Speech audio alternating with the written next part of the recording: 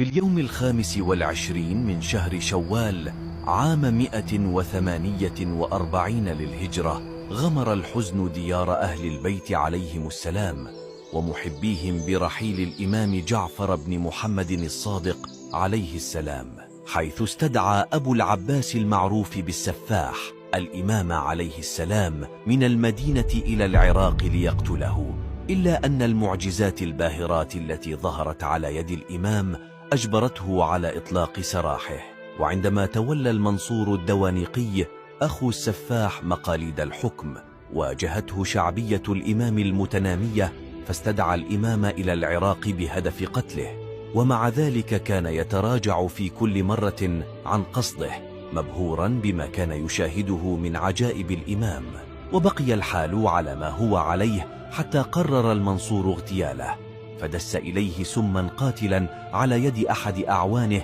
فسقاه به، ولما تناوله الإمام تقطعت أمعاؤه وأخذ يعاني من الآلام القاسية، وأيقن بأن النهاية الأخيرة من حياته قد دنت منه، فألقى النظرة الأخيرة على ولده الإمام موسى الكاظم عليه السلام، وفاضت روحه الزكية إلى بارئها.